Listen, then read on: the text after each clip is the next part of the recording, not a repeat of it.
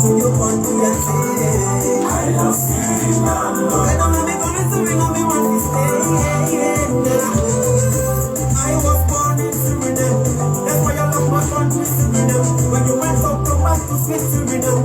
Show respect to your father and Suriname. Si leke leo, blessing me tambe.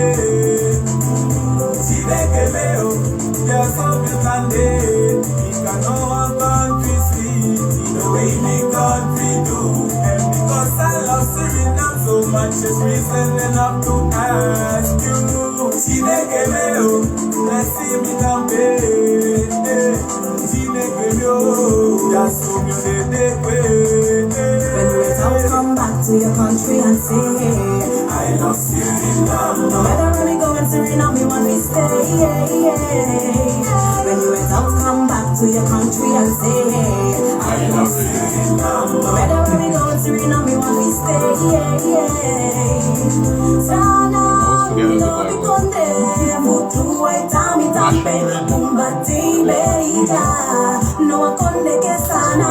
Iyampalezi ingis nesi, bagabuba Hindustani, walang malanawang. Tiny with sana.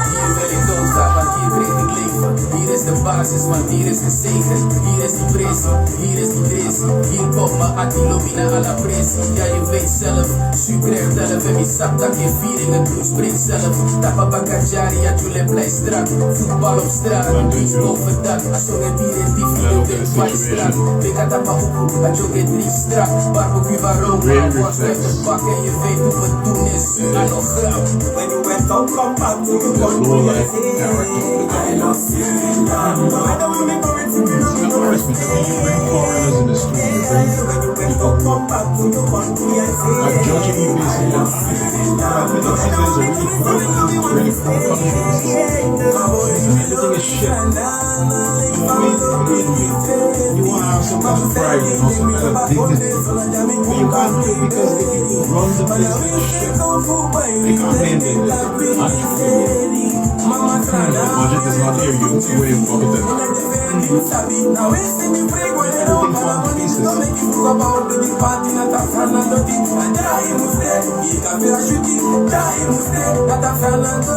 When you return, come back to your country and say, I love Suriname. no matter where we go in Suriname, we want to stay.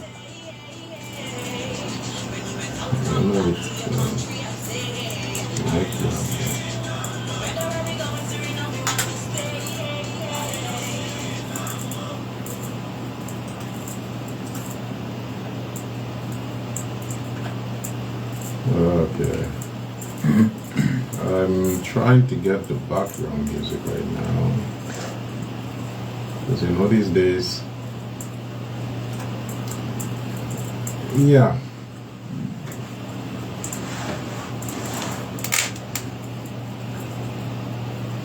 Testing, 1, 2, 3, 3, 2, 1.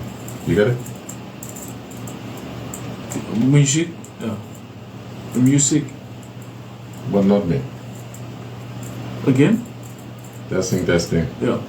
Yeah, man.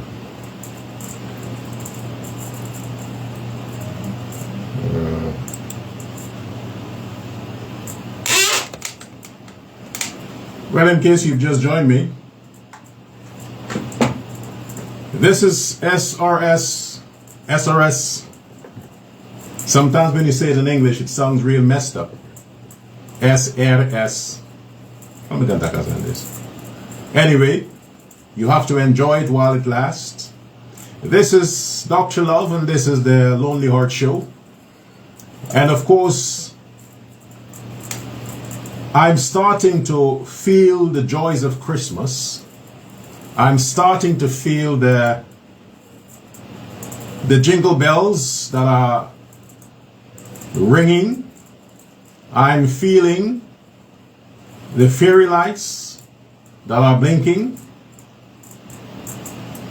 Because I tell you what, this strange wind blew across the area of SRS tonight. And I'm wondering,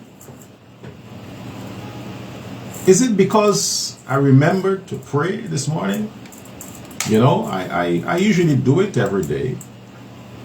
Ik jok niet. And I'm asking myself the question.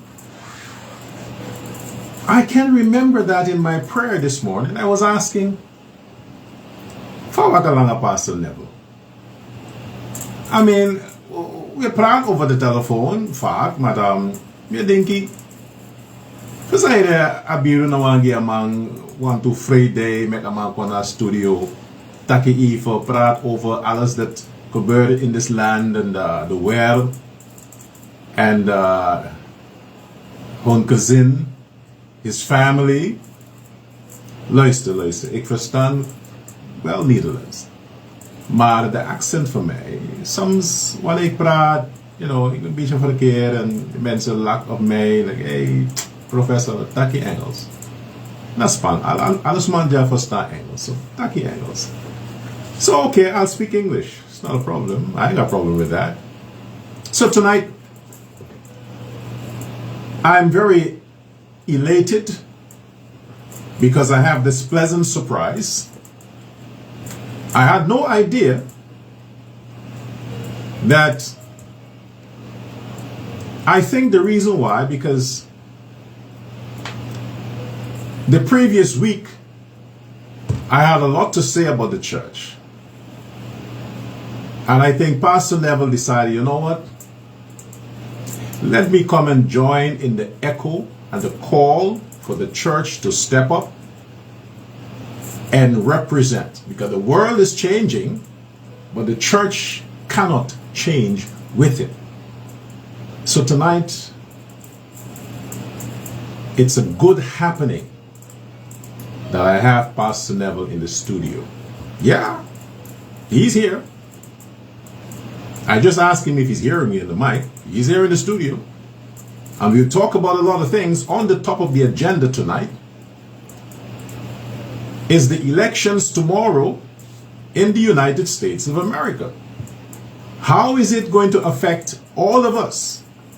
You cannot say that, hey, it's none of my business. Yeah, it has to be your business.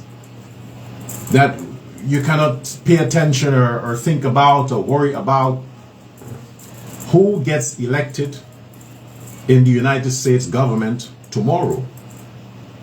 We have to be concerned about who wins the White House in America. Whether it's the Democrats or the Republican, Kamala Haris or Donald Trump. So we're going to talk about that. Also about the state of the church, the state of the relationships. We'll talk about our women, how our women continue to be challenged, devalued, depreciated, and now redefined. It's a whole new definition as to who a woman is, what a woman is. So why these things are concerning is that whoever wins tomorrow in America will determine whether the world stays as it is or the world transforms into something else. And that something else, are we prepared to accept that something else? So let's get on with it. I have to see which mic here. So 13. Let me just take a risk. All right. Welcome, Pastor Neville. Let me see which one of these mics are yours. Yes. Yeah. Hallo. Je hear me? Okay. Ja. Een van harte goedenavond van mij zijde. En ja, ik heb je ook gemist. Met kiesdingen, telefoontjes. Wanneer ik mensen tegenkom. Ja, we hebben lang niet gehoord. Dit en dat. Ja. Life goes on, zegt men. Je gaat me niet elke dag of elke week horen. Maar tenminste, mooie people altijd. Ja, Milobunu. En ik breed voor de jaso. Wanneer Je krijgt meer verantwoordelijkheid, dus er komt meer op je schouder, dus je noemt maar jeppie. Ja, en op een gegeven moment soms kies je ervoor om even in de rust te blijven van wie de drukte om je heen. Is misschien die maandagavond toch even de avond wat beter kan rust. Maar de mensen thuis bij mij die zijn zo'n fan van het programma. En ik groet ze alvast. Ja, en die radio blijft altijd aanstaan. Dus me volg ook altijd. Ja, maar mijn breedte voor dit jaar. En laten we vandaag een gezonde programma voortzetten vanavond. Welkom erbij. Alright, thanks a lot, Pastor Neville. It's good to be here. First of all, well, you mentioned the family. All is well. How's it with the church? I mean, how's it with it? Ja, met gemeentewerk hebben we het heel druk. En je merkt dat mensen echt de drang krijgen om God meer dan ooit van tevoren te dienen. En meer vanwege het feit, vanwege de problemen waarin mensen zijn. En mensen zoeken hun heil in de kerk en dat is iets positiefs voor mij.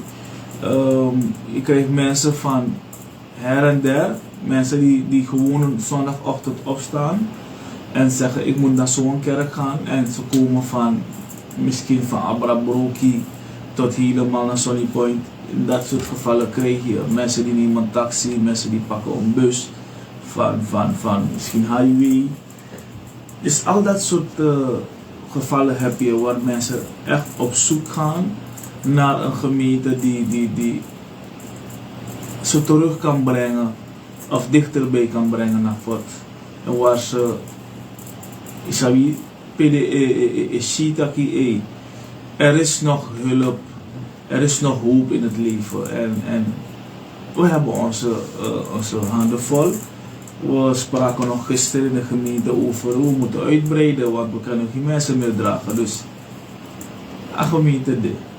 You know, speaking of the church,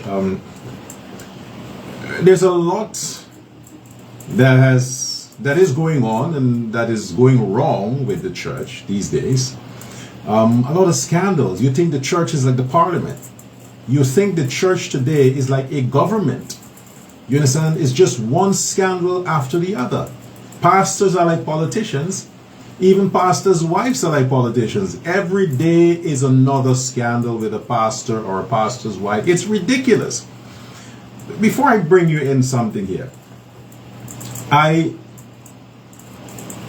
the VCB bank in the Stad, I notice, well, most Saturdays there's always a group, you know, some church group.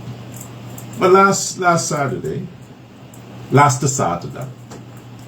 ik was in de omgeving daar en er is een groep kerk that was busy doing something. I think they were holding some kind of service, and what disturbs me is that whoever this person who was holding the mic, or I don't know if it's a church member, is a pastor, whoever, was screaming and shouting, and it was so ridiculous. For me, it was disgusting. You know, I'm asking, what's the point? I mean, if you're trying to evangelize, you want to communicate to the passers-by, the onlookers, your social media following, whatever it is. If you want to communicate what the plan is of your church or what your agenda is, isn't it better to talk slow and talk clean so people can make out the words you're saying? Or is it about shouting and screaming to get people emotionally riled up, and then when they're emotionally excited, there is nothing. You cannot inject nothing. It's just getting them worked up emotionally, and then they have this feeling of sadness and depression. For what? What is the end game?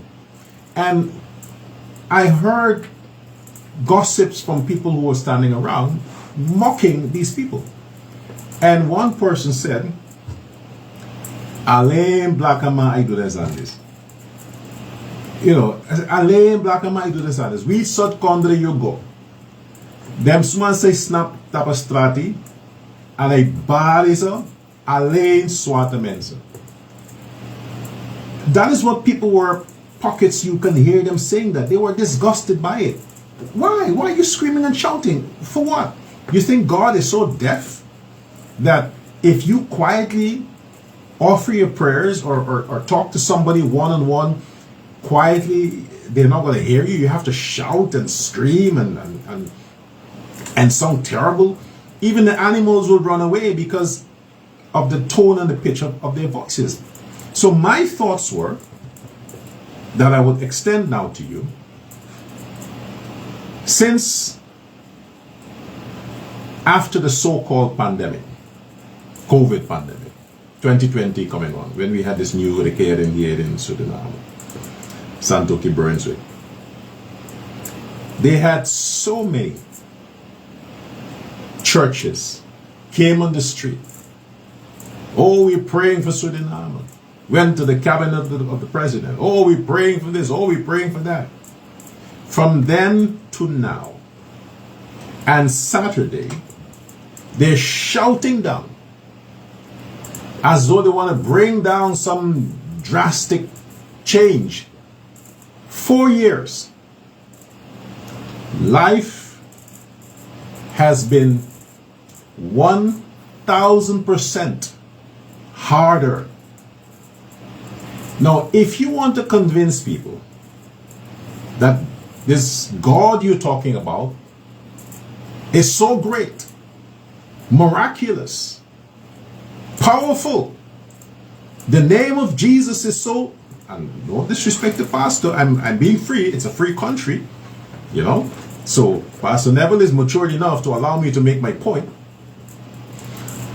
The practical side of this is, if Jesus' name is so powerful that you can say, in the name of Jesus, you can cast out devils and whatever you can do.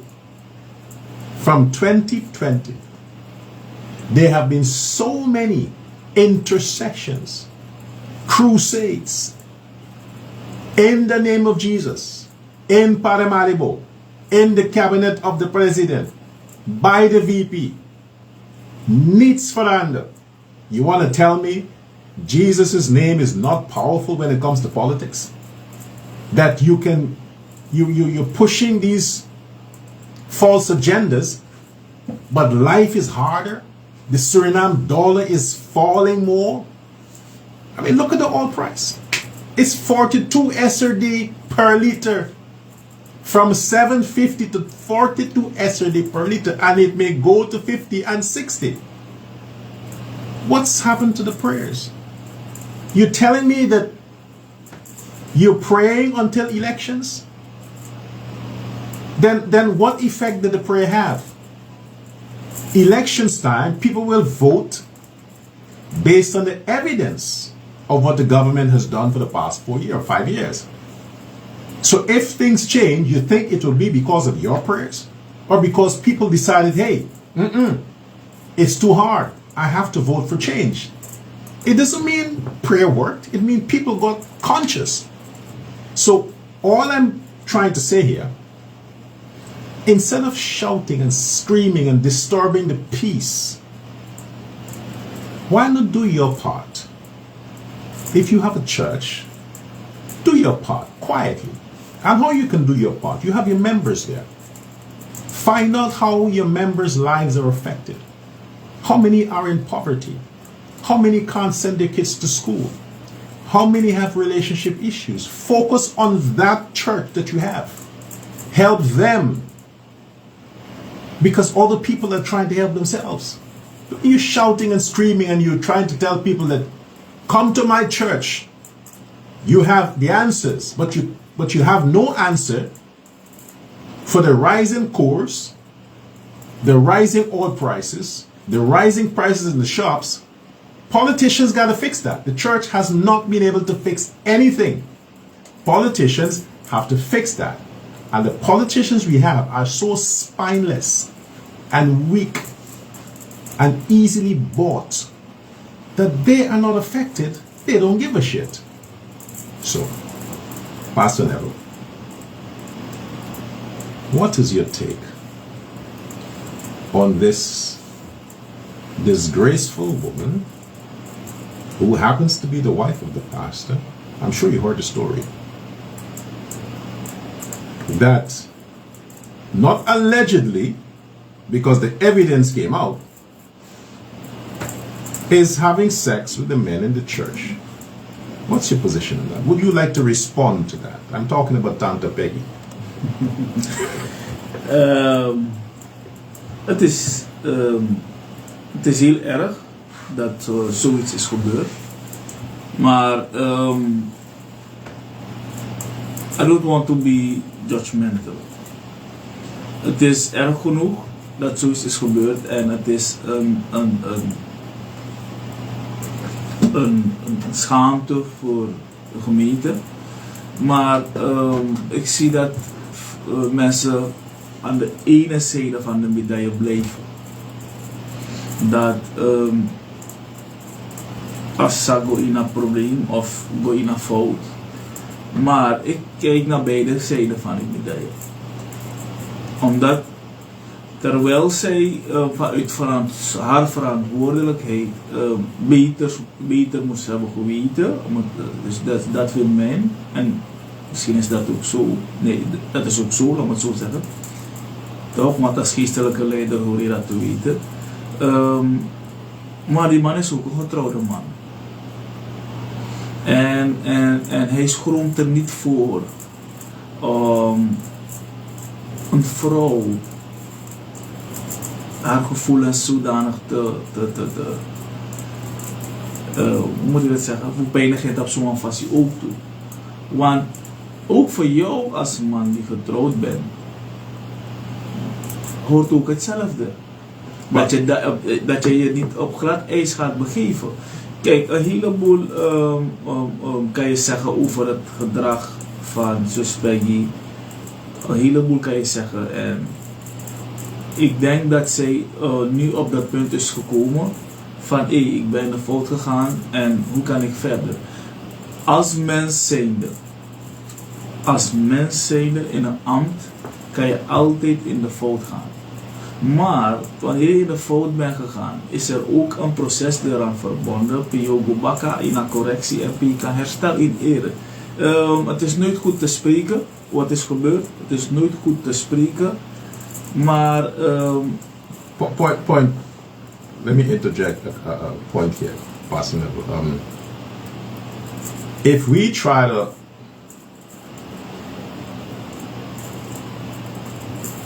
give the man to make it look as though this pastor's wife is the victim, at the end of the day, I can say men will be men. Men will be men. You give a man free pussy, he's going to take it. And at the end of the day, this situation here is where this wife went to the pastor's wife to be consoled. Yeah. You understand? And to talk about the husband who allegedly is a womanizer. Yeah. So he is a problem. That's why she came to the problem solver. Yeah. The problem solver capitalize on that situation. They say, well, I don't have to work hard on this man. He's already a womanizer. All I got to do is open my legs and there he is. So it's like she is an opportunist when it comes to seducing men. So the weaker a man is it easier for her, the pastor's wife, to gain access. So if we're saying that the man should know better, fine, forget him. There are more. Yeah, there are more men allegedly that this pastor's wife slept with. This is not the only one. There are more men. This seemed to be a lifestyle. She's like a serial seducer, you know, or a sexual predator. And allegedly, this has been happening for years. It's not just this one guy who the story came out with. There were many, many more. So the thing is, forget him. she has a record of being this kind of person, while at the same time holding a stage where you are responsible for people's hopes. Yeah. You are now supposed to be a steward to protect and manage the emotions of your followers. What would you recommend be done with such a person? I mean, is a pastor's wife. Should the pastor resign as a pastor as a result of what his wife did? Because he got to take responsibility too. You can't have your wife counseling men and you were there. That's the point of having a wife. She deals with the women folk in the church, you handle the men. Ja, en dat is de gezonde levensstijl. Dat is de bescherming die je voor jezelf bouwt als geestelijke leider. En als ik het goed heb, is zij zelf een pester. Als ik het goed heb begrepen hoor. Het is niet de gemeente waarmee ik samenwerk, maar als ik het goed heb begrepen, is zij ook een pester. Het zijn mensen die ik wel ken. She's a pastor too. Dus als ik het goed heb begrepen, is zij ook een voorganger. Oh. En natuurlijk is zij de persoon, wanneer iemand naar de kerk komt, kijkt de persoon naar boven. Waar kan ik terecht? Yeah. Begrijp je, waar kan ik terecht? Dus, dat agressie dat aan nakbroko. Toch? Waar is dat aan nakbroko? En daarom zeg ik, het is niet goed te spreken wat is gebeurd. Het is verkeerd gebeurd.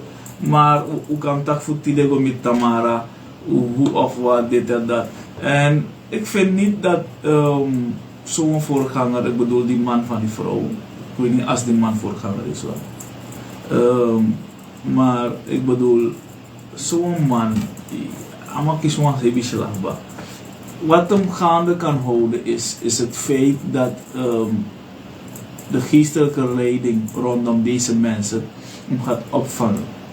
Toch? Ik weet zeker dat er een protocol in place is hoe men hiermee gaat omgaan. En ik weet niet hoe het werkt bij hun. Ik weet hoe het werkt bij mij. Maar dat is de leiding van de gemeente. En ik zou niet zeggen, stap aan een kant. Of je zou hem wel een plek geven van, hey, zo, laten we je helpen, het is een moeilijke periode. Dat zou de juiste zijn. Als broeder, als mannen onderling, dat broer, je gaat door een moeilijke periode. Laten we het samen doen. Zodat we elkaar kunnen helpen. Want deze man, ik weet niet, hij heeft een behoorlijke slag. But Pastor Neville, but before that, my cousin is trying. Good evening, Natasha, my cousin, my favorite cousin. She's watching. I'll call you back after the show. I'm live on air right now, so I'll call you back after. Anyway, in the secular world, if you're a doctor, a lawyer, a therapist, any profession, yeah, where you have, even in the media industry, think about all the personalities who lost their job and license because they had affairs or accused of having affairs with staff, with people without their consent. You can lose your license. So why in the secular world it is strict? There are rules that must be followed. Yeah. But in the world where you are expected of the highest performance, moral standard, spiritual standard, and hold to the highest esteem, that when people do that, a pastor is accused of having sex with a member, or in this case, the woman pastor is accused of doing these things. Why is it that you got to think of forgiveness? You got to think of second chances. You got to think of, as a human being. In the secular world, you're fired. But in the spiritual world, I mean, give a second chance. It's like, it should be harsher punishment when it comes to religious issues.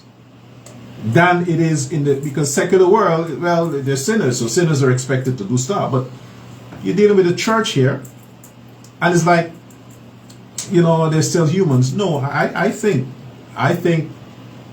if it's a pastor, the woman is a pastor, she should be fired, excommunicated. If it's the pastor's wife, I think they both should be excommunicated from that church and not be allowed to hold these positions. Again, let them start from the bottom, just be normal members, but don't give them access to counseling people and all kinds of stuff, because it's a chronic lifestyle of doing these things that she's about. So you condemn it as a pastor. Dus, laat me dit zeggen. Ik heb dat eerder gezegd. Het ligt aan de leiding van zo'n persoon hoe men ermee omgaat. Er is altijd een protocol in place. En de Bijbel geeft ons ook een protocol. En uiteindelijk vanuit een protocolaire voor een Bijbel, Sylvie, een laatste stap naar zet de persoon uit de gemeente. Laatste stap? Ja, er zijn een paar stappen die de Bijbel voorschrijft. Toch? De ene is waarschuwing onder 4 ogen. En dan ga je dus je karasma, je barasma. En bij de tweede dan je kan getuigen komen. Je barasma and allow them to continue in their functions? Nee, allow them to correct what they are doing wrong. But continue in the functions? Kijk, ik praat over een Bijbelse protocolair die niet eens praat over een functie. Wat mensen nu buiten de gemeente, bijvoorbeeld als je niet in een organisatie bent, ga je niet begrijpen hoe dat ding werkt. En dat is een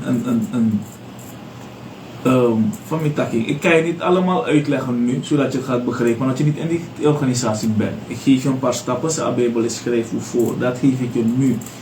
Ik geef je geen stappen waarbij zo de leiding van Peggy gaat werken. Nee, daarover praat ik. Ik praat over een Bijbelgedeelte, hoe de Bijbel dat ons voorschrijft. De Bijbel schrijft ons voor, als jouw broeder of je zuster in de fout gaat, Karen komt bij baring, dat verandert als ambitie. Dat is onder 4 ogen op het eerste ogenblik.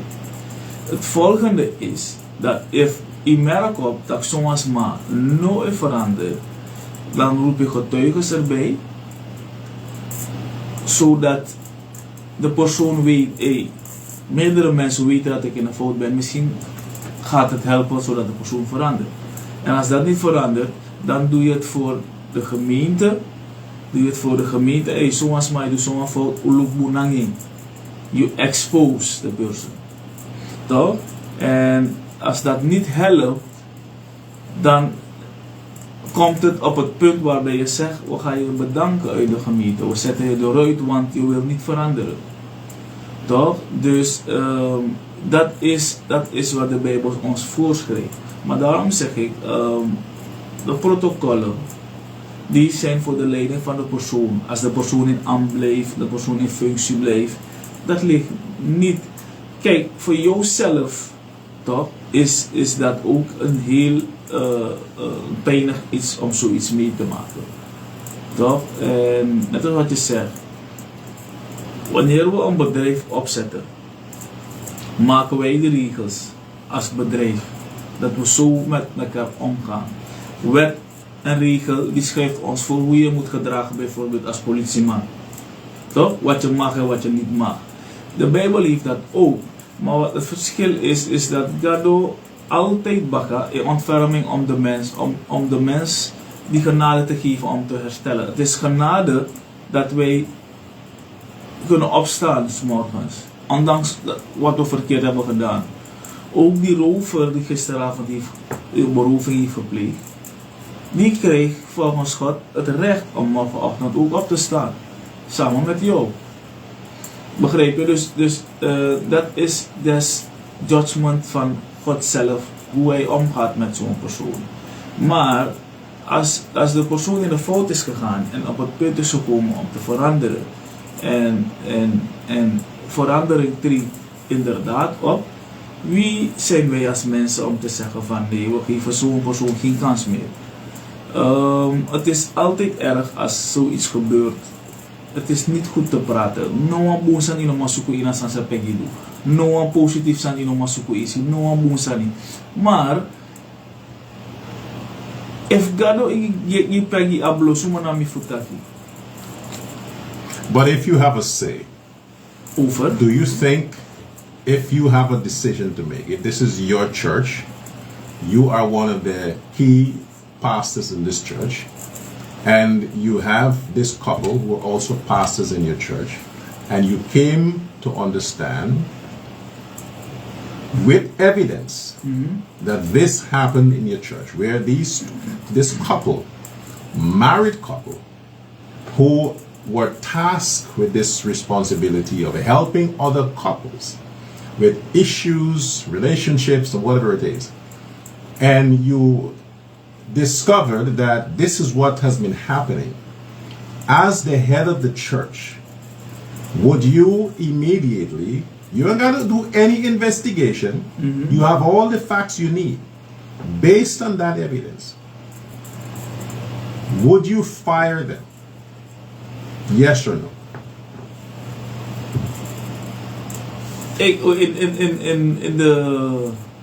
Ik begrijp wanneer je zegt fire them, maar omdat wij gebruiken andere termen. Remove them from their functions as pastors. Ja, dus sowieso gaat zo'n persoon een paar jaren in de achtergrond moeten blijven. Dat is standaard. Hij heeft een achtergrond en geestelijk werk, dus zoals pastorale zorg, zal je niet kunnen doen. Je gaat niet kunnen uitoefenen. Dat is sowieso sang de meeste protocol schrijft voor. Je gaat een paar jaren daar moeten zitten, verkiezingsrevie en werken aan jezelf. Je gaat niet kunnen fungeren als iemand die om aan je console op het moment nodig is. Dat ga je nu niet kunnen doen in die fase waarin je bent beland. Dus het is rustig, de makaren bakabangi is de rustig dape, kiesisrevi, komt dat een keer en weet ik ben fout gegaan. Werken aan jezelf om te herstellen. Werken aan jezelf om te herstellen, omdat we ook één ding hebben als mens. De bigisma abwang gezegde etaki. In het trouwe a baby na her badwater. Dus wan bon sa fu gado, sa gado wan gebruik, dit dape ete. Maar dat is de persoon zwakte om eraan te werken dat hij al kan functioneren of gado wan functioneren. Dus zo'n persoon, if awani uroko na inschrijving, dan anu sa de abring, a geestelijke leider sa denen tapu no e pure anu. Taping. Maar ik poteng in een pressie voor herstel. Maar als jij niet wil herstellen, dan a geestelijke hand en op naar je tapu. Want je wordt ingezegend in de ambt als voorganger. Toch? En er zijn voorwaarden, er zijn bijbelse principes waaraan je zou moeten houden. En als je in de fout bent gegaan, moet je herstellen. Okay. Now, we have this issue that's not an issue really. We have this event that is scheduled to take place tomorrow. That is the American general elections, where they decide which party runs the government and the country and the world for the next 4 years. Now, 4 is a significant number for the Illuminatis. This is why you find certain countries that are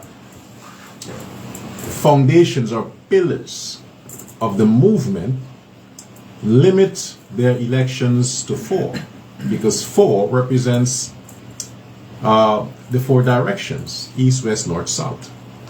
Okay, that means they cover every corner of the world. 4 is a significant number when it comes to control. So 4 years is standard for the people who are actually involved in the secularism, which is the opposite of religion, okay, which is the other side of God, we are aware, and we somehow embrace that concept as being satanic. Nonetheless, Donald Trump, Kamala Haris, a woman and a man.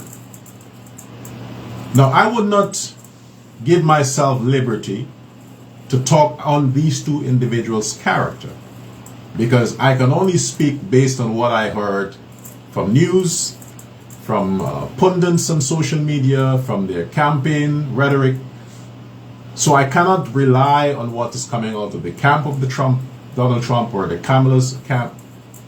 But what I know is their policies and their agenda as it relates to how they see the world and what agenda they'll be going forward with to implement on the world, Republicans and Democrats.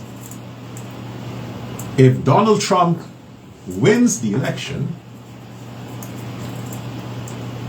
I would, because I bet $1,000 on Donald Trump to win. Say if Donald Trump wins, I'm rich. I'm not joking, I'm serious. If Donald Trump wins, I'm rich, because I bet some money on him. If Kamala Harris wins, I'm broke. Literally. So let's hope that Trump wins. Now, why do I want Donald Trump to win? Because, number one, I'm not a sexist. You need to understand that. If I have a choice, it will be a woman. But you need to understand what this woman, Kamala Harris, represents. It's not her. It's what she represents. I am not a supporter of the Democrats because I know what they represent. Chaos, poverty, destruction. Look around the world. Every time there is a Democratic president in the United States White House, we are all screwed. Look at history. Every time. Dollars devalue, rising prices, wars all over, protest, confusion, chaos. That has been a pattern that always follows Democratic elected presidents in the United States. Republicans, however, usually mind their own business. They're not concerned about what you do in your country. They leave it to yourself. Only interfere when it's necessary. And they are about principle. That's it. Principle. When I talk of principle, the Republicans in America, they're about the old school. And most of the times, it's founded on biblical principles, biblical agenda. The Democrats push another narrative that are not Bible-based. If the Democrats win, we have all these gender issues to deal with. We now have to accept a woman as in anyone who identifies as a woman. That's the Democrats. The Republicans, a woman, you gotta be born with a vagina. Then you're a woman. Not the same with the Democrats. A man, according to the Republicans, they endorse and support, you have to be born with a penis to be a man. You cannot be transformed into a man. You have to be born as a man. You have to be born as a woman. That is basic. The Democrats, is not the case. You can be born with a female and claim that you are born as a man in a wrong body. So you use all kinds of pills and drugs and all kinds of stuff for the rest of your life because you want to feel like you're a woman without literally having a vagina, or feel that you're a man without literally having a penis. That's the Democrats. So this is why I do not support the Democrats. I support the Republicans. So if I have a choice, I'll vote for Donald Trump. So I bet my money on Donald Trump to win. And I hope to God he wins. Now that's my view. I'll bring in the good pastor here. Ja, What's your position? laat me dit ervan zeggen. Sommige mensen die de actie die schrijven dat hier, maar zij de insanang me schrijf terug naar sa opsa in Amerika. Amerika, wanneer het erop aankomt van wat er in de wereld gebeurt, spelen ze een belangrijke rol. Daarom blijven we geïnteresseerd naar de ontwikkelingen in Amerika. Ook op de forexmarkt, voor degenen die weten wat de forexmarkt is, hebben beslissingen in Amerika hoe ook een impact in de forexmarkt dat een bepaalde wereldeconomie. Toch? En wat besluit ze in Amerika of wat schandaal gebeurt in Amerika, hebben invloed op de wereldeconomie. En dat je ziet terug in de forexmarkt. Dus het is altijd weer interessant. En in feite nu die een periode dat de forexmarkt je tekent afstand van terughoudende houding dat wat zal gebeuren. Voor mij een verschil op Surinaams gebied Guinesma. Voor kan begrijpen morgen want we praten over republikeinen, democraten. Maar in Sri Lanka want je komt je mora also. Dan de Montaki, de Malik Donald Trump regering zien we als een regering, als een bouterse type. Ja. Van dit en dat, alle argumenten zijn kan sabi rondom. Wie kan vergelijken in de richting dat hij. En meer, zo we praten over een regering waarin Kamala Haris zich terugvindt, dan praten we over een regering als we nu zijn, een John Brunswick. Begrijp je? Dus dan No, it's a good example, it's a good comparison. Dus dan begrijpt men iets beter waarover we praten. Yeah. En ik kijk het vanuit verschillende aspecten. En een van mijn punten waarbij ik meer analyseer, sang ook gebeurt. Net als wat Dr. Love daarnet zei. Een vrouw mag het winnen voor mij part. Maar wat is haar agenda? Weet je, als deze vrouw het wint, mag je weten, meer dat je zo gaat laten toe voor agendapunten in een wereldorde komt tot vervulling. En dan mag je weten dat a komt voor Jezus Christus de moro crossbeen. Ja, te gado laten toe. Maar te gado wansori taki de ete na een mensheid te gado laten toe dat Donald Trump wint. Toch? Maar alle analyses en zelfprofetieën sayueren dat een vrouw wint. Maar dat een vrouw die wint betekent voor ons een ommekeer, net als dat je daarnet zei. Een ommekeer in de wereld.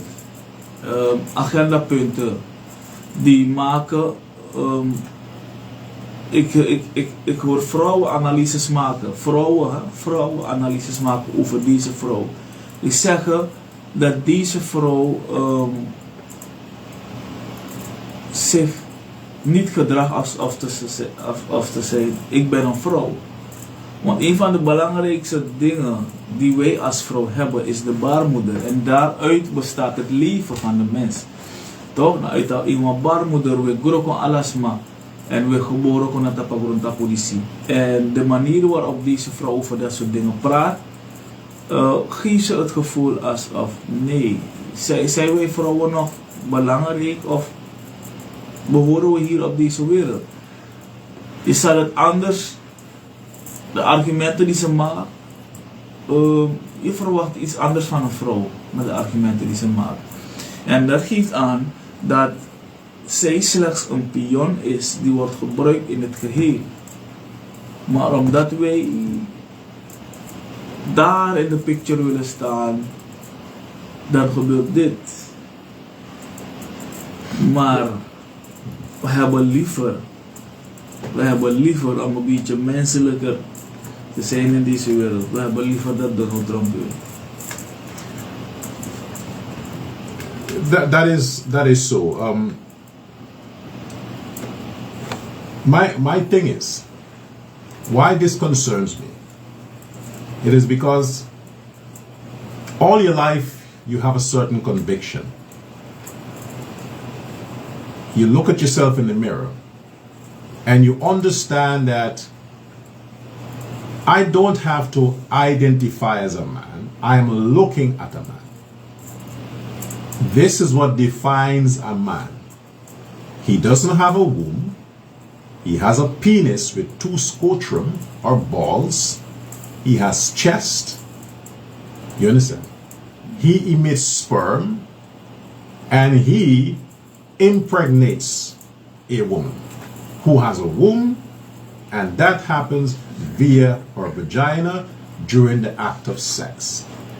Now that's what you basically see when you stand in the mirror, when you look at yourself as a male. So now, how would you now, if Kamala Harris wins the election, and all these laws are passed, like what Obama did. Obama passed the universal law on same-sex marriages. Men can marry men. It was the black guy, Barack Obama, who did that. Here we go again. A black woman who would be set to pass, if she wins, another universal law making all genders acceptable, enforcing the criteria where you have from age 6 for a child can identify as whatever that child wants to identify as and groom that child into whatever identity that child embraces. And not only that, legally give the child hormones that will mold them biologically towards the direction of a female if it's a male child, or towards a male if it's a female child, accompanied by surgery, removing the child's penis and scrotum, and at the same time removing the female's developing breast, or give them puberty blockers so that she would not develop into a female if she identifies as a boy. This is the agenda of the next Democratic, or the president from the Democratic Party in America. And as Pastor Neville rightly says, and we all know, if it happens in America, the whole world would be affected by it. So for some of the ignoramus who likes to say, oh, that is a problem in Amerika, ik bemoei niet wat gebeurt in Amerika. Je moet. Because of that, because of what happens in America, last week was it, right? We had a gay pride march in Sweden. Yeah. How did you think that came about here? Precies. How did you think you drive on the Zwartenhovenbergstraat and you see some of the shops hanging gay flags at their windows? How you think that started here? Ik vind dat van die vlag toch, vind ik zo nep. Omdat, daarom ik een regenboog. And this is what you use it for. Begrijp je? En het heeft een heel andere betekenis van Gado ben representeert een regenboog. En we zijn het omgekeerde. And use it as symbol of something as Wat God abomination. Juist. Use it Als for an hij gaat abomination. haat. The rainbow in the Bible represents there won't be floods anymore. Yeah. There's hope. Klopt. But you use it, this movement uses it now to represent a gay movement. Dus dat geeft gewoon aan van ontspanning gaan doen. It's a mockery. En als je op dat punt komt, wat kan een kind van 6 voor zichzelf bepalen? En zelfs de Bijbel schrijft ons voor dat een kind bij zijn bewustzijn, het jongst is 12 jaar, bij zijn bewustzijn zelf kiest welke richting. Al ga je ouders naar de kerk, maar die dat een leeftijd voor mij een beslissing. Dat of je tangwa kerkie of niet, is het des jou, maar je moet tiener zijn. Okay. Daarom dopen we kinderen vanaf 12 of ouder. Omdat je dan op dat punt een bewuste keus maakt. Je bent bewust. Maar 6, wat voor bewuste keus kan een kind maken? And that is what we are looking forward to. Ja. After tomorrow, that election will decide what direction we go in as a people, as a world, because this country we call America, which is the bully of the world, which is they call themselves the king of the world or the world police and set the standards for everybody else. They decide what happened, what policies your politicians are enforced, what laws your courts or your parliament passes. They decide that. You think it's your National Assembly? I mean, you take a loan from the IMF, they tell you, for you to get this loan, this is what we want you to enforce. These are the policies we want you to make a part of your society, a part of your governing agenda. If you don't do it, we ain't giving you the money. So when you are dealing with corrupt politicians who have no sense of patriotism, who is only there for their own interest, they will do whatever the IMF says. They don't give a shit about you. If the IMF says, I'll give you $100 million, but you have to make this gay rights bill legal in your country, they will lie and do all propaganda and pay who they have to pay. If they have to bribe the whole parliament, every member, to vote on this bill, they get the funding from those in these other countries to help push this agenda. This is how you get these things here. So whatever happens in America will affect you here in Suriname or Guyana or Barbados or wherever you are. So we have to be concerned. If Donald Trump wins, I'm not so bothered. I mean, you can talk about the man as a racist. You can talk about the man who don't like black people. Who likes black people? Tell me. Kamala Haris? The Democrats? Obama, who was a black president, deported more black people than all the white American presidents combined. The black guy, Barack Obama, deported more Americans, they call them immigrants or illegals or whatever they call them, than all the presidents combined. Joe Biden, the white president, did not deport anyone. So much. Donald Trump, as they call a racist, didn't come close to what Obama did. So you can say what you want about the man. At the end of the day, we as a world people are better off with a Republican president running the United States. Or we do like the African leaders, mind our own business, keep them out of our country, keep them out of our politics. We are independent. That's how we are safe. But since in this part of the world we don't have politicians who are that strong, we are running to America for everything, then what happens? They control your politicians. You have Guyana, they almost take over Guyana. The one Guyana thing. Where do you think one Guyana came from? Irfan Ali? No. It's just a byproduct of the one world government. One world. Yeah. That's where it came from. They're just pushing the agenda through him and his government. And pretty soon it will happen here. Depending on who wins the elections in Suriname next year. That will determine if we would be continued to be fucked or liberated. We have to decide that. If we want to continue going down the drain, or we want to be free from American influence like we were before.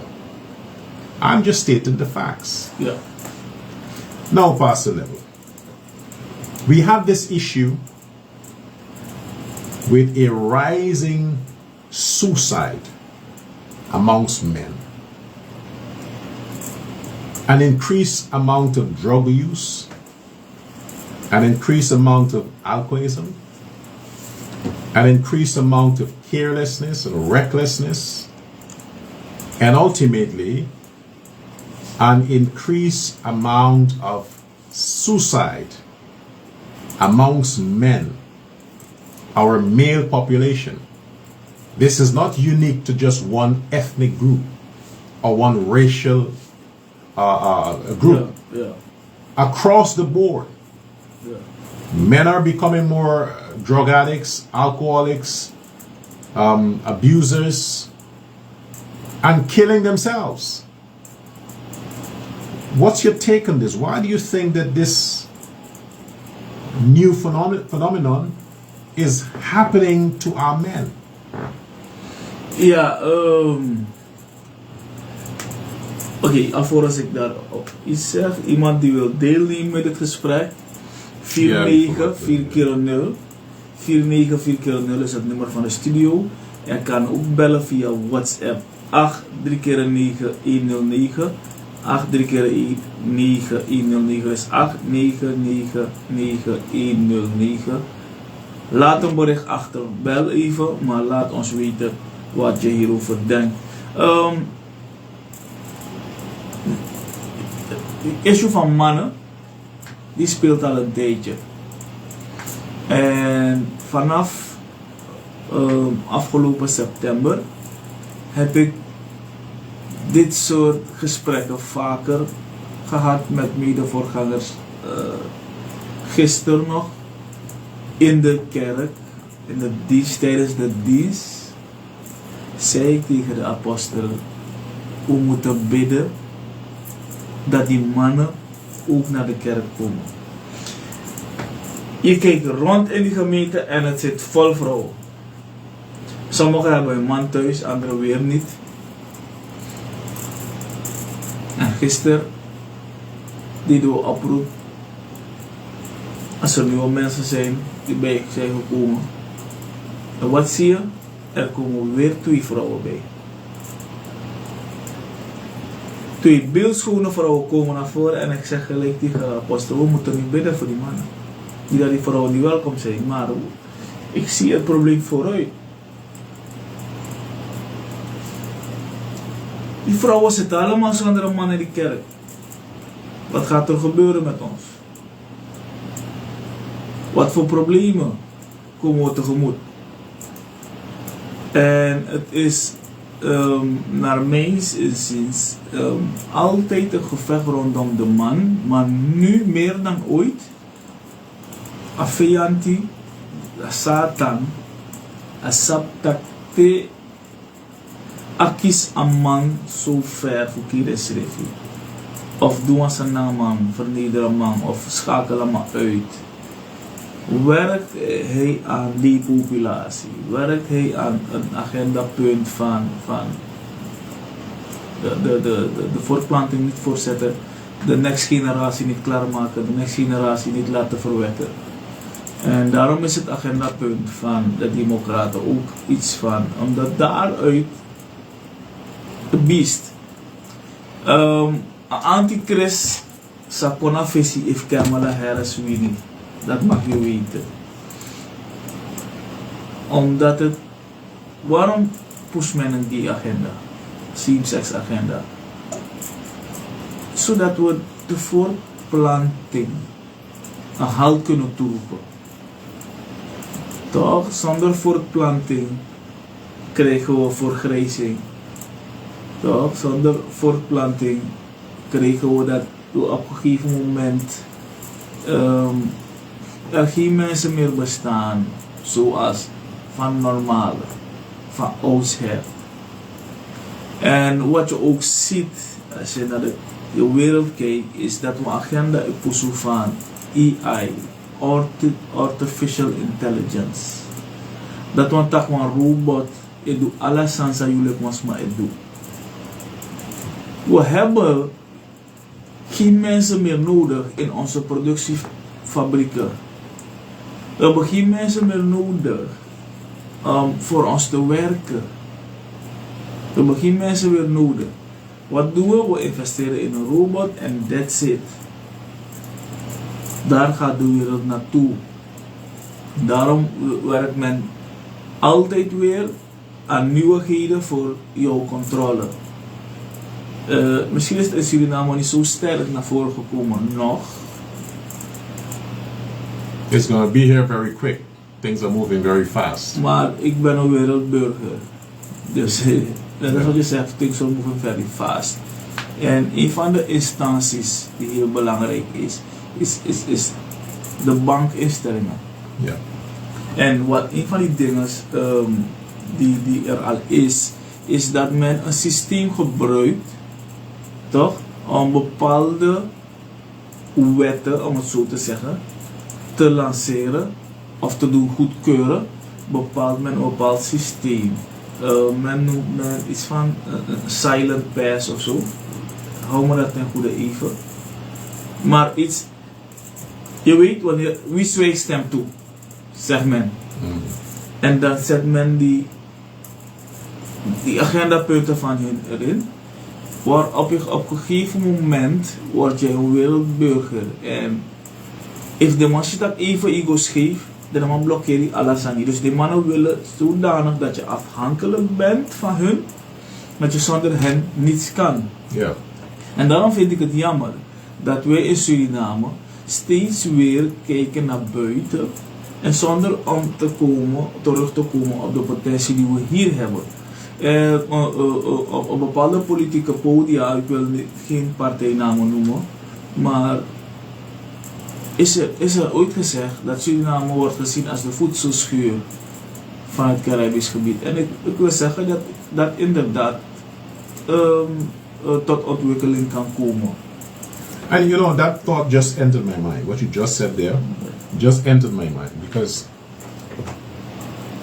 I always hear so often that everything, when people are talking, everything is Holland, Netherlands, Netherlands, Netherlands, Netherlands. So I'm asking myself the question, why is it that Surinamers that are majority African and Hindustani, majority African, Hindustani, and let's say Javans, these three groups, from the mouth of these people, Netherlands, Netherlands, Netherlands. My thing is, the Netherlands or Europe is majority Caucasians or white people who have absolutely no interest in sending their daughters or their sons to marry your children here in Suriname.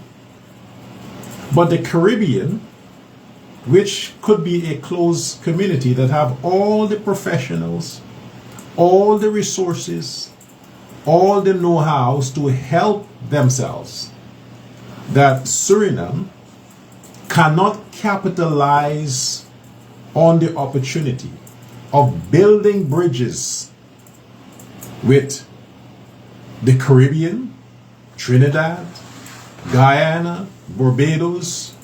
There's so many Caribbean islands where they have a rich source of potential, human capital, resource capital, all the stuff that a country needs for its growth is right here in the Caribbean that will cost much less.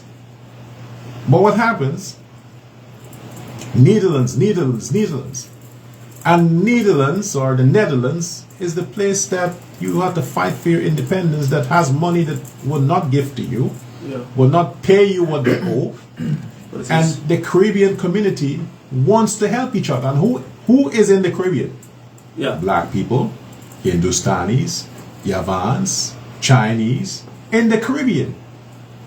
But we are not taking advantage of what we have. We look down, we cuss the Guyanese, we cuss the Haitians, we cuss the Trinidadians. But we raise up and worship the Europeans when they're the ones who keeps devaluing your currency, exploiting your resources, and we're blinded by that. Dus, weet je, misschien was je niet uitgesproken, maar ik was een van die dagen aan het werk en ik zei aan een collega van me, we zijn hypocrieten in Suriname. En wat ik zei, ik kijk naar de populatie die weggaat. En wat ik vaak zie, is dat een Hindustaanse vrouw met een witte man rondloopt. En de familie die draagt zo'n persoon zo op handen.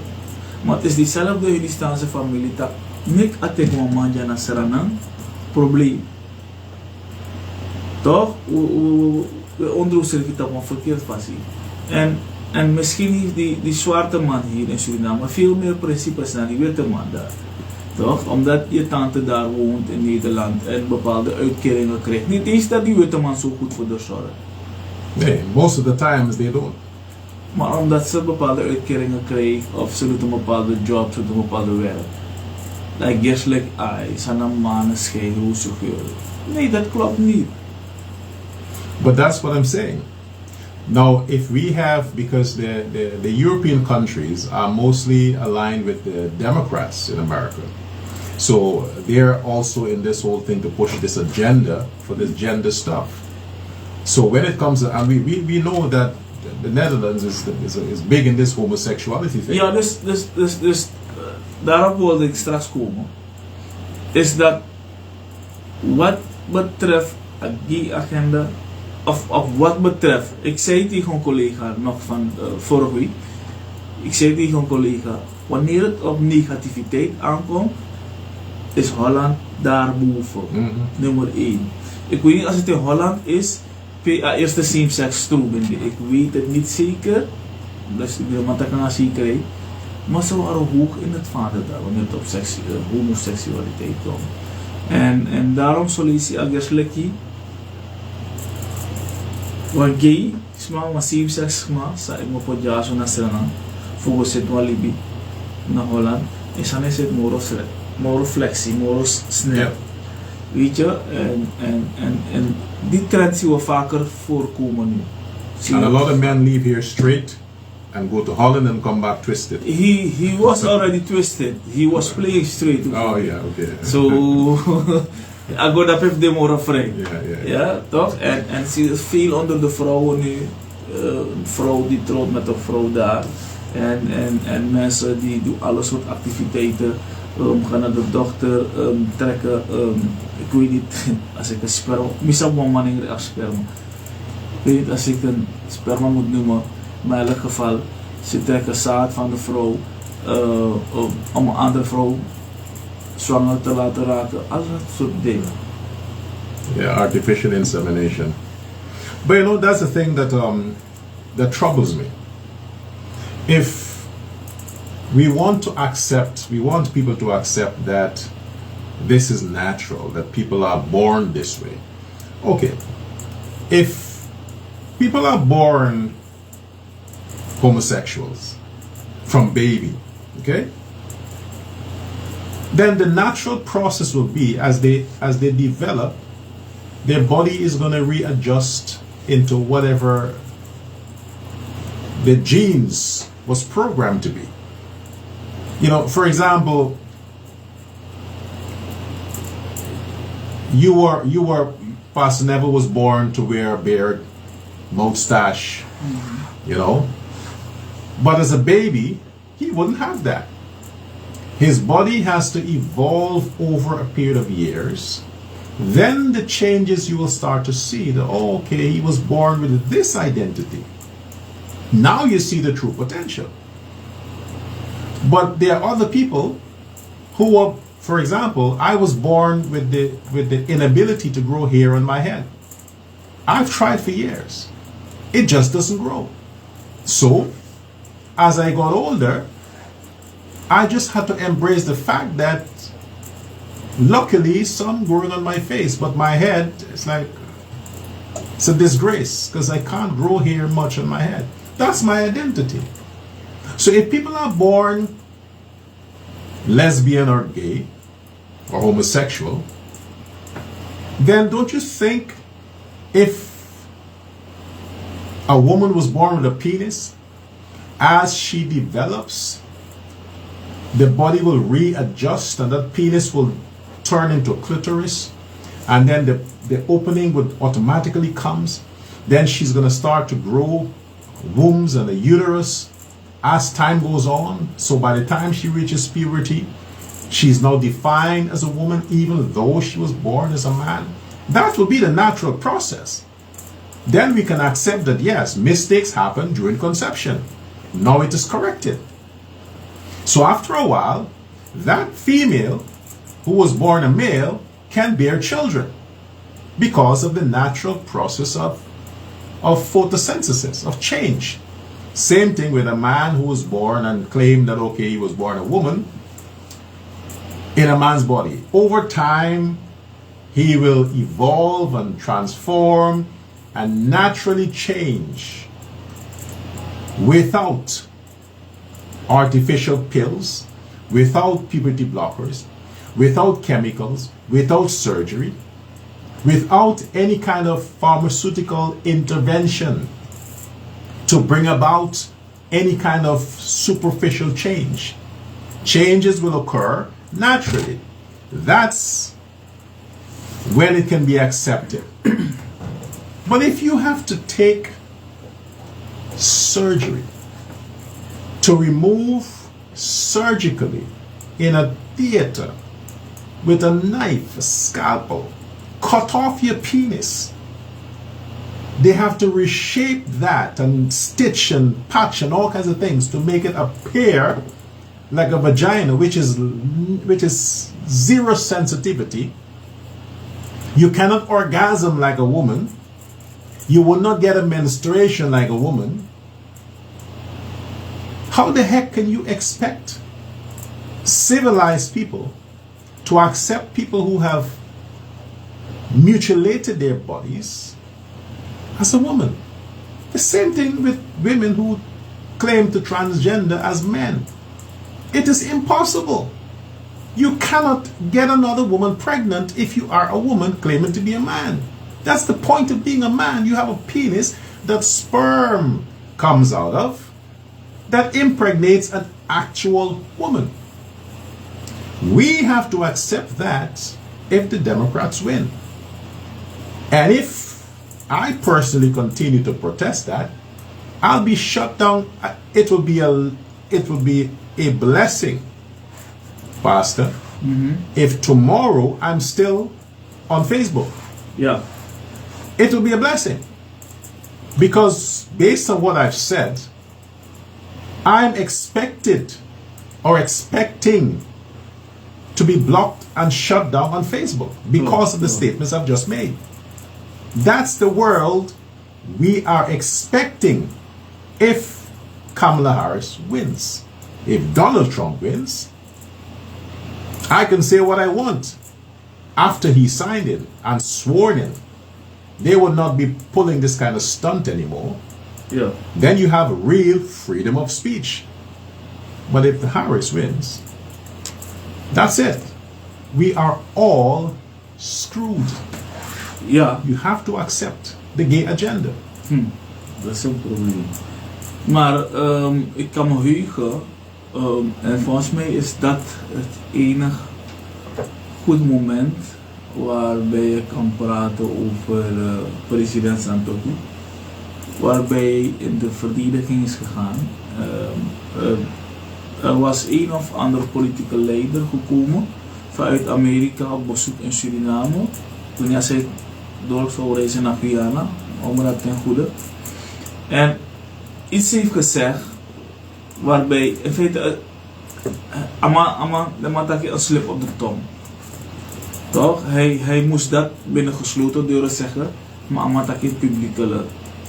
Waarbij de duidelijke agenda voor Amerika. Plotseling waren ze geïnteresseerd in naar Suriname komen. Maar een heel agendapunt bij de interesse in de olie-industrie. Voor Suriname. En bij Guyana hebben ze al een intruide gedaan. En dat willen ze ook doen in Suriname. Maar toen president Santoki ben, put de man op de pressie. En dat was iets goeds, maar dat was een paar jaar terug. Dat was iets goeds dat ik kan meegeven. Sambib zijn sana wel. Dus en ik hoop dat wij ook in de verkiezingen van volgend jaar voor mensen zullen kiezen die inderdaad hun mannetje kunnen staan en gaan werken aan de stabiliteit, de zelfstandigheid van Suriname. Want alles wat wij doen, we leunen op hier, we leunen op daar. Maar we kunnen het ook. Toch? We hebben genoeg deskundigheid in huis. We zijn niet meer in een fase waarbij wij mensen moeten gaan sturen om die deskundigheid te gaan halen en hier naartoe komen en dergelijke. We hebben genoeg deskundigheid om bepaalde dingen zelf te doen. You know, before I forgot, what you said there about what the president did, around that time I heard something, I never quoted, but I just remembered. I heard something that one of the reasons why they pushed back to 2028 the oil production, Yeah. it is because the president did not endorse this agenda, because the oil was supposed to be production started a while back. Yeah. But for some reason, some excuse came up and talked about this exploration and all kinds of things that it would be 2028. That will be after elections. So it's like to say to the president, you see what we could do? If you don't push this agenda, if you don't sign on to what we're looking for, we can push it to 2030. We can make sure you don't benefit. So I heard it in a grapevine, but I didn't read anything into it because I understand how these things work. So if it is that the president stood his ground and said, hey, I ain't a part of that stuff. And as a consequence to him standing up, they punish the country and are pushing policies that are hurting the people because the government is not supporting this foreign agenda, then I would applaud the government. I would say, hey, Yeah. that's good. I give you my support. If because you're not bowing to America and this whole agenda that they have, they're punishing us as a country, Yeah. which they do to Africa, which they do to Haiti, which they do to Nigeria, and Burkina Faso, and all these other African countries that are saying, we're not done with that agenda, we're not pushing this stuff, and then they continue to face sanctions and sideline and isolation because they're using the US dollar to pressure these countries to do what they have to do. That's why they have to stand with Russia and China and BRICS. You know, so I think what the president should do, if that's the case, say, well, we're going to BRICS. We're going to go join BRICS. We're going to ask BRICS to like, hey, include us, because we cannot, out of good conscience, support this agenda and destroy the moral fabric. Because no religion, Pastor Level, not Hinduism, definitely not Islam, and definitely not Christianity supports or endorses this agenda that the American Democrats and the New World Order is pushing. No religion. So why should governments endorse it when governments are founded based on religious principles? Ja, en ja, je praat over geestelijke ondersteuning naar de overheid. Dat de Bijbel boeken leren dat de overheid naar gaat doen dat. Maar jij als mens, jij hebt ook jouw deel om te doen. En daarom de komende verkiezingen. Met uw bondro als mensen met principe voor afasi van gado met libisma. Met uw bondro, zodat we kan doen van gado wana doen. Er zijn genoeg mensen zijn abba capaciteit. Maar laten we niet emotioneel gaan naar de stembus. En we kijken even. Ik snap dat gado ne kon lati. Soms laat we zijn niet te voor met jou, zodat hij kan doen wat we beginnen in je liggen. Dat is een feit. Gado laat we zijn niet toe, zodat een beetje getuigenis geboren daaruit. Ik dacht, hey, zo'n zijn met me, jongen, maar look at me Bob, de CD, snel de veranderingen zal komen. As a man and as a pastor, you talked about the fact that 90% of the members in the church are females, women and girls. The men who are in the church are either men who have functions in the church or some kind of responsibility. Yeah. But to say average church-following, church-going member that are men, the numbers are reducing and continues to reduce, and this is not based on what's trending on social media. This is a fact that the churches, their policies, their principles, their teachings are not geared towards reaching men. They're geared towards luring women and holding women's interest, because it's all about emotional stimulation. It's all about sadness. It's like entertainment. It's like the series. They're geared to tell stories, to get women locked into this emotional, chaotic, toxic environment where everything is about destruction with relationships. Everything is about chaos and negativity. So it's keeping them in fear just to keep them in the church. And men are basically about positivity. A man don't want to hear that it's possible that this can happen and that can happen. A man wants to hear that, hey, you can get rich tomorrow if you play this game. You know, men cannot live and survive on hopes. Men are practical. And this is what the church used to be like. Because based according to the Bible, Jesus didn't have a problem attracting 12 men. He didn't have a problem. He was practical. Hey, follow me, I'll give you this. Yeah. Get to the point. Oh, you're catching fish? I have a bigger deal. I have a bigger challenge for you. What I'm going to offer you is like 1,000,000 times more than these little fish you catch. I'm going to teach you to be fishers of men. Men like a challenge. So men didn't question that. Hey, I'm down with you, because it's all about results, progressing, moving forward. Where do we go the next day? What's the next move? What's the next plan? It's not to stick around and play around and just dance around the same rhetoric, the same thing every week. Gold Com is just repeating, it's just rehearsing, rolling over. It's like a record, a CD, just keep playing and playing the same tune. And women are comfortable with that, but men are not. So when you look at the church, not just your church, sometimes I drive around on Sundays. The only people you see coming out of the church by their numbers are women and girls and old men who are in their 70s, who have nothing else to do but just...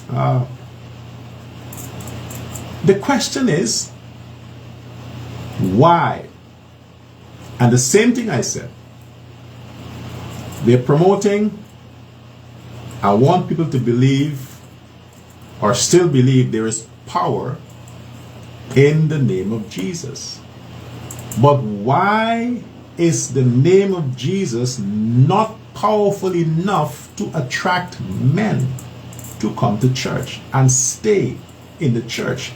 Even the husbands of these women and boyfriends of these women who are in the church, ardent church followers, how is it that their prayers to get their men to go to church with them aren't working? Something is wrong.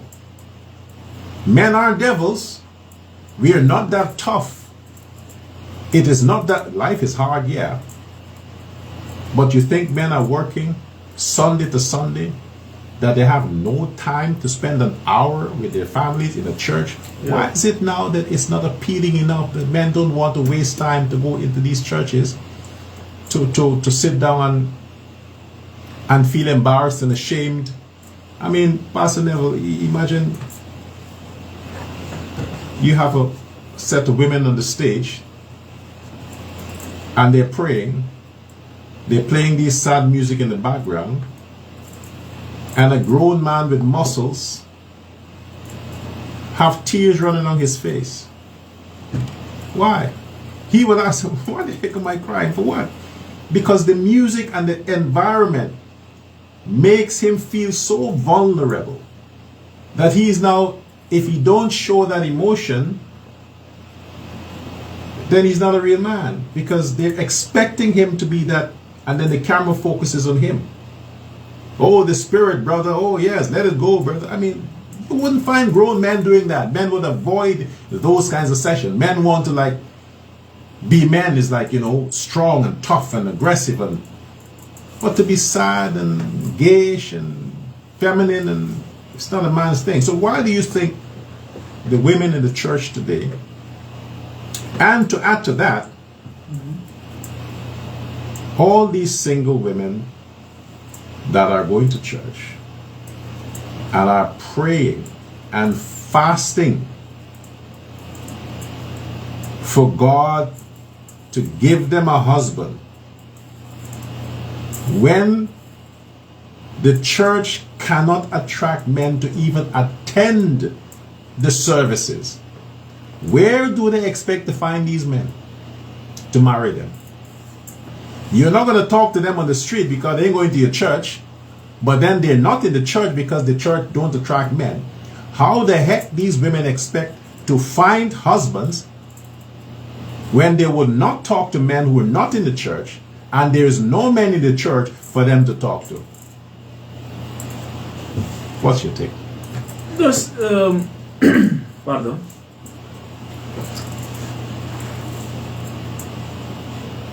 Mannen, dat is wat je zegt, ze zijn macho's. Dus bij mannen gaat het soms de long distance. Maar het andere probleem die we ook hebben is dat vrouwen soms ook een man hebben voordat ze naar de kerk komen.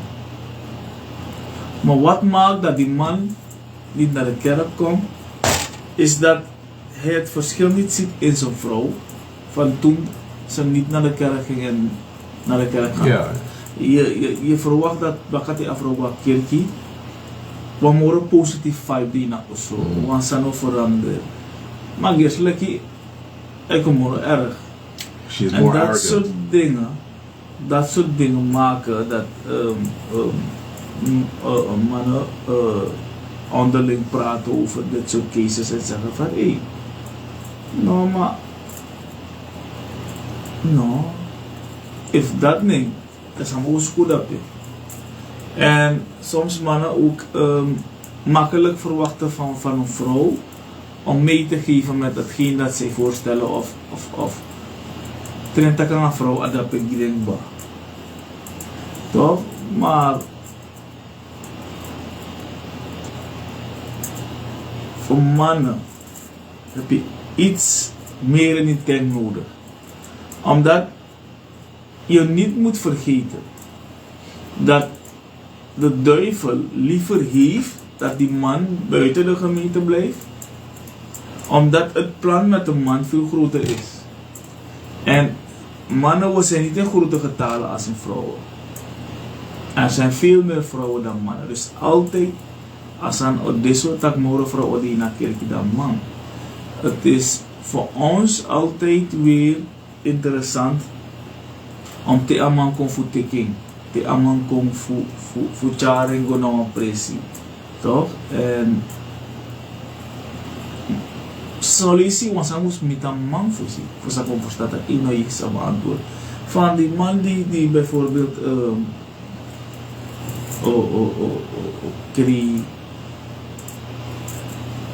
in de tegenwoordigheid van God kan ieder op dat punt komen. Het is wat jij ervaart. Vaak genoeg wordt de man zo opgevoed dat hij man is, je moet niet huilen. Maar hij is ook mens. Dat is een emotionele uitdrukking voor jou als mens. Toch? Maar het is altijd prettig dat wij, want vaak genoeg worden de mannen in de gemeente opgevoed. Ze zijn daar geboren. Dat soort mannen vind je vaker in de gemeente. Zijn ouders zijn getrouwd in de gemeente. Ze zijn opgevoed in de gemeente. En dan, dat soort mannen heb je vaak. Ik ben bijvoorbeeld ook opgevoed in de gemeente. Maar ik ben niet daar geboren bij volle evangelie. Mijn moeder ging af en toe naar RK. Ik was 6, 7 jaar. Toen ik begin naar volle evangelie. Dus ik ben toch wel opgevoed tussen dat soort personen om een beetje te weten hoe ze in elkaar zitten. Maar wat krijg je dan? Is dat je wil de wereld zien hoe het in elkaar zit. En tegen te zien iets aan vast. En dat gebeurt er. Over het algemeen. Daarom zijn de conforma pastorskinderen die doen dat. Omdat ze willen exploren. Begrijp je?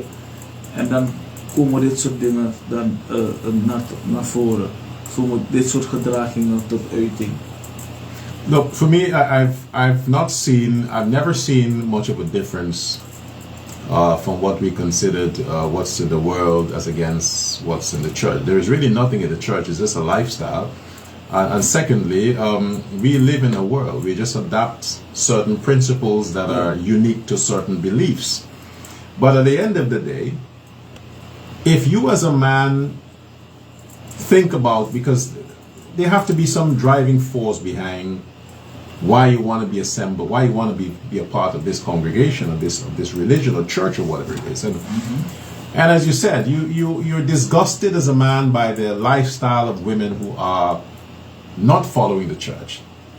But then you get into the church and you observe the women in the church for that one day. You see that same woman Monday. She's in the church for 2 hours Sunday. You see her on Monday. And on Monday, she's on the road with an outfit where she has no bra underneath, where you can see her thong or underbrook or underwear, where you have to ask yourself the question, wasn't this Sister X I saw in the church yesterday? And at the same time, you go to the church, they're well dressed, but then that sister who might be in a singles club in the church has 5 children. She as a woman wearing clothing might be sexually appealing to the man. regardless of what position you have in the church. When you look at the woman, you look at her with sexual eyes. That's basic.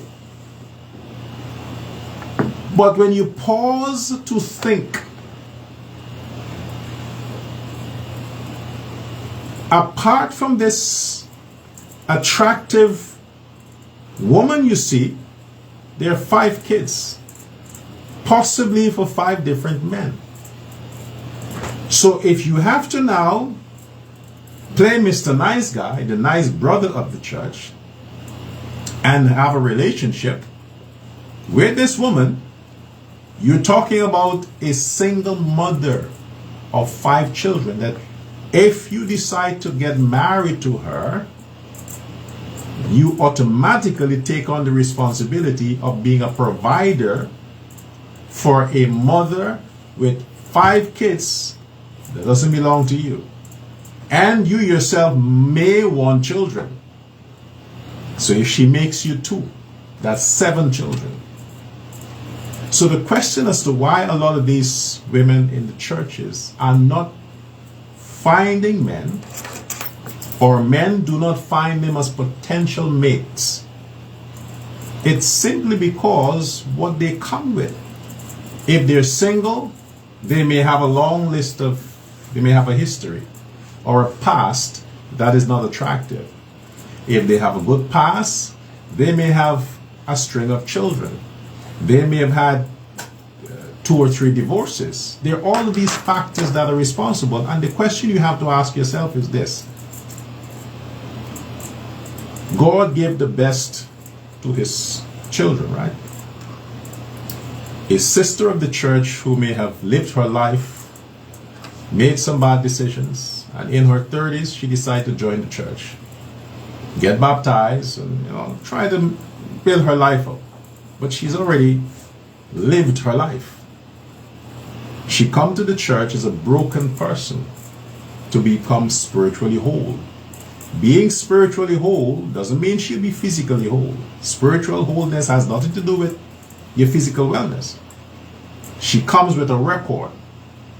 Do you actually think that a man who has no kids, who may not have been in the church, but he is living a basically average, decent life, and he decides to, let me just follow. Do you think that God, in his wisdom, is going to give to that man, that good man, a woman with several kids, or a divorcee, or she may have had a past?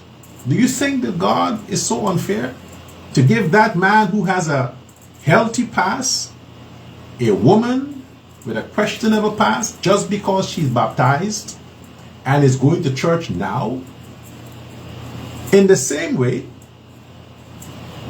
do you think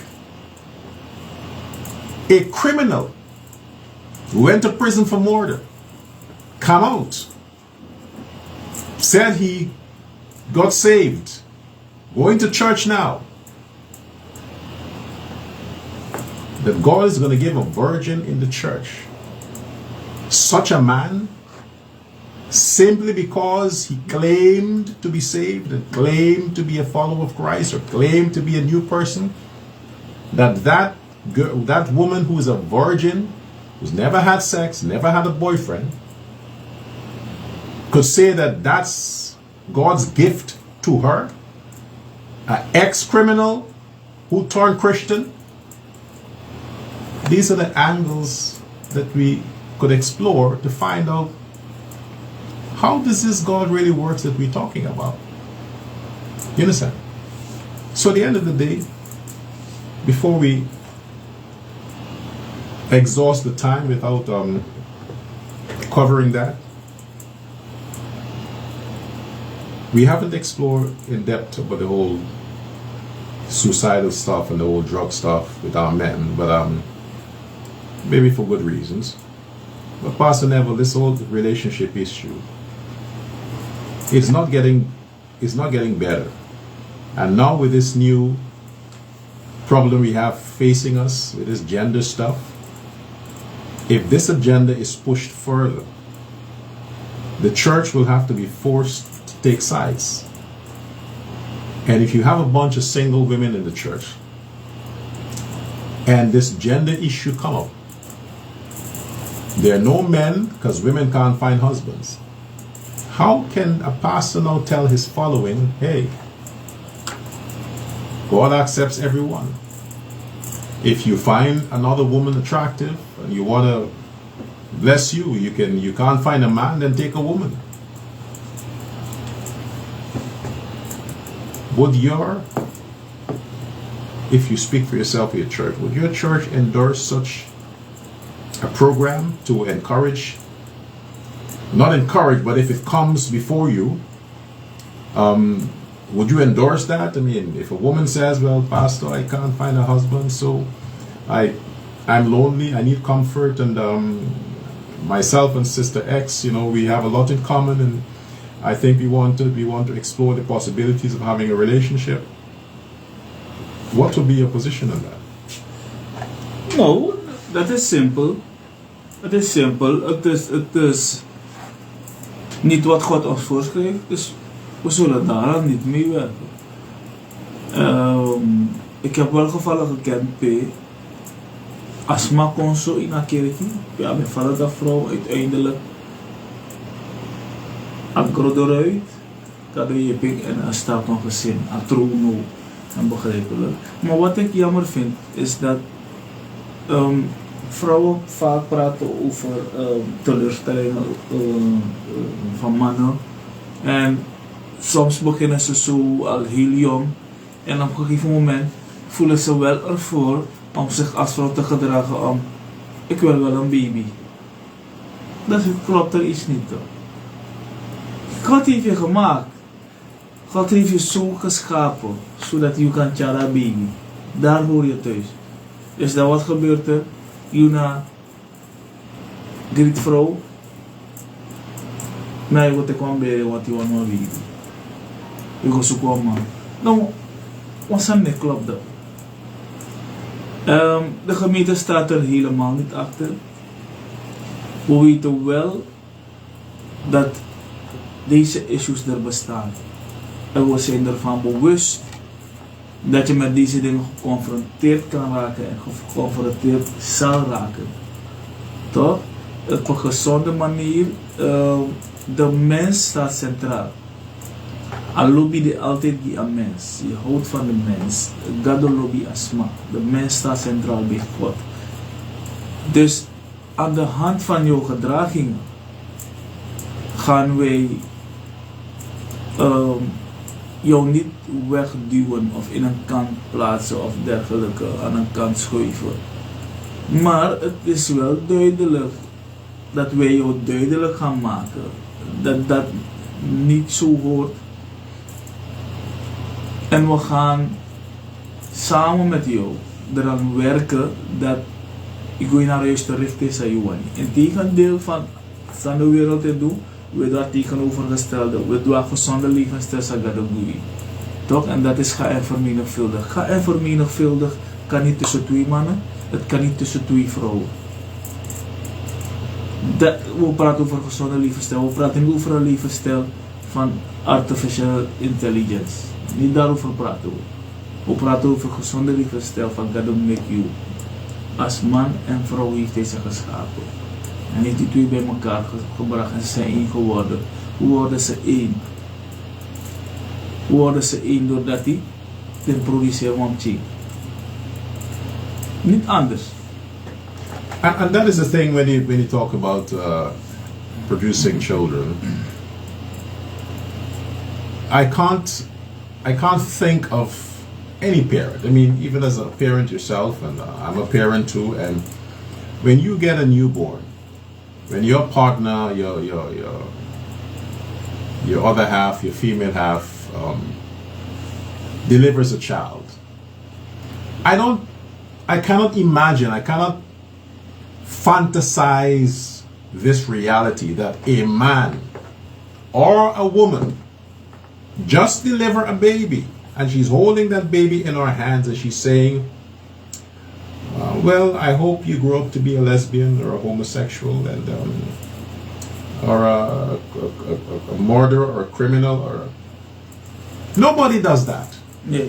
Nobody does that. So why are we forcing people to force this identity thing on their children when no parent just experience a newborn is thinking, or while the woman is pregnant, she's thinking, I hope he's gay, or if it's a girl, I hope she's a lesbian, I hope she...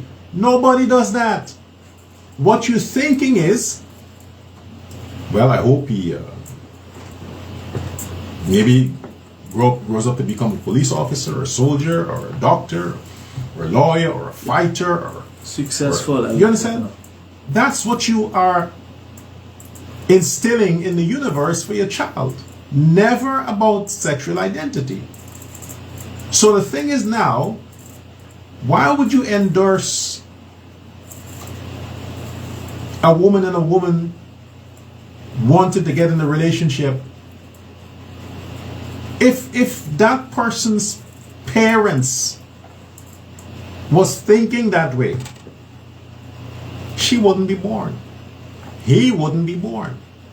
If my mother, let me not label this on my mother, my respect to my mother, but if somebody else's mother had interest in another woman, that mother would not go with their father to create them. So how can you now, being an individual, just assign this curse attitude towards normal human beings and say, hey, you know, we're born this way? There's no evidence to support that. X and Y is a man, XX is a woman. There's nothing in between. That's it. You cannot reprogram that. So relationships has to be specific. It has to be specific. The definition of a relationship, of a family, is a husband, male, wife, female, children, a product of the male and the female. That's a family. A man born with a penis, a woman born with a vagina. Those relationships are what, in my view, and based on what the Bible says, and there's a pastor to validate that, that's what the Bible talks about. God created Adam and Eve. Not Adam and Steve. Not Adam and Steve. The Democrats want to let you think God created Adam and a being identified as a woman. Could be Steve who says, well, I'm a woman. No. So if that's what God did, it's my position to stick to that, regardless of the consequences. Man and woman should be in relationships. And the churches today need to grow some balls. These pastors, grow some balls. If you can't grow balls, give the woman the leadership. Because back to Tante Peggy, what I have to respect Tante Peggy for is that she likes dicks. You know, she likes penises, and that's it could be bad, but it's good that the scandal was about her liking penises and not vaginas. That would be worse. Yeah. If a woman had come and said, no, she ate my pussy, and that would be worse. But yeah, the fact that, you know, she messed up, but she messed up the right way. She likes dicks.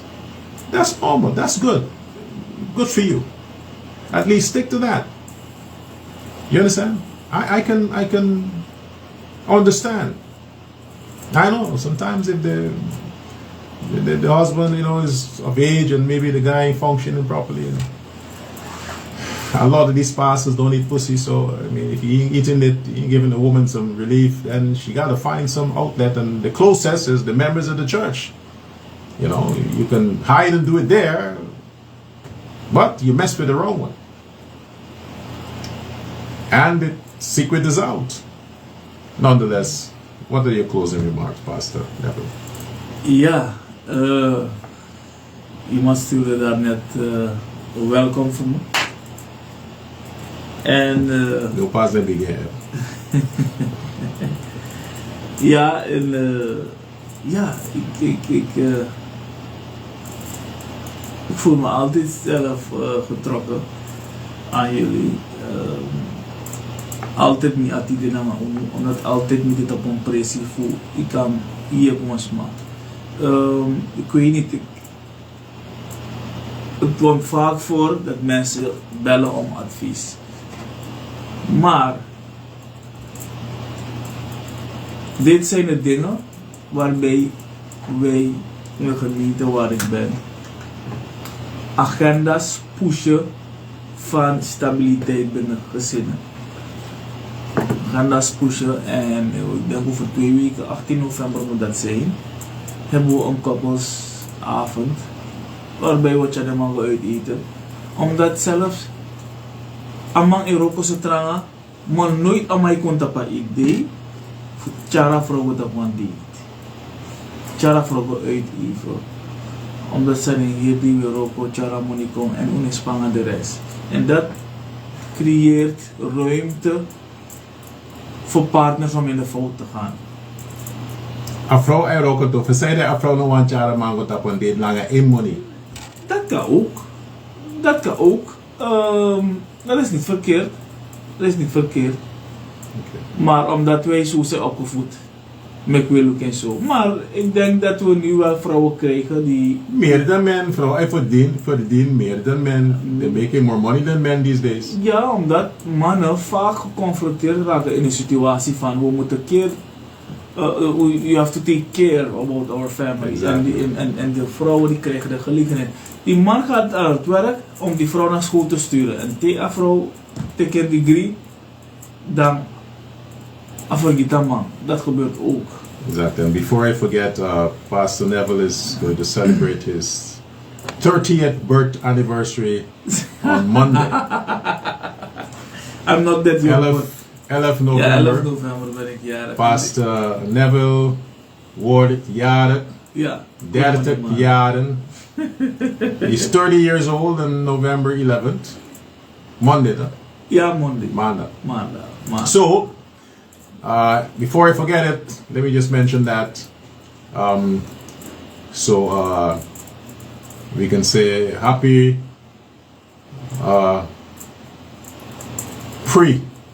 pre-birth greetings to Pastor Neville for Monday. That is Monday coming. Yes. 11th of November. Maandag. Yes. Mooie dag. Age 30. Iemand schrijft hier, Dr. Love, finally you found a positive thing about Sister Peggy. Oh. Ai. Maar ik begrijp dat niet hoor. Nu pas jullie beginnen op de appen. Ik heb gezegd, jullie moesten vanaf het begin van het programma, je kan bel, stuur app. Weet je, 3 maandag, ik kan jullie was school. Vanaf het begin om het programma, je moet begin bel, begin app. Ik kan je zeggen, ik ga het lezen. Ja. Pas never kom, afjari, nee kom, dat laat ik zeggen. Kom no tak mo kong. Ja, loko van die. Ik kan niet want to small chamigo uit met man. Ja, natuurlijk. En de chamigo uit dan ik klaar. Le feit dat je toch de vrouw moest ja, man. Kan niet want to vrouw de. Maar if you begin bidden today niet met Donald Trump winnen verkiezing. Omdat hij meer money tapa man zo. Ik ben laatste verkiezing toch.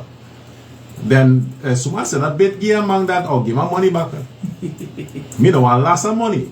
So bidden make a man win a verkiezing met take ik back. Ja, we poten in gado anu dat Donald Trump de gekozen kandidaat dat de moro crossbay voor atifugal. Exactly. Dat kan man de geloven, maar de mensen aan mij denken en verstaan het. Exactly. Well, we have to go now. Time is up. So until next time, have a wonderful rest of your night. Pray for Suriname. That the dollar drops, the oil price drops, and we can eat again. Yes. Have a great night. jouw carrière en leven kan opbouwen? Bezoek dan Suriname Decentralized 7, 8 en 9 november at the Ballroom of Torarica, de eerste internationale Bitcoin-conferentie in Suriname met internationale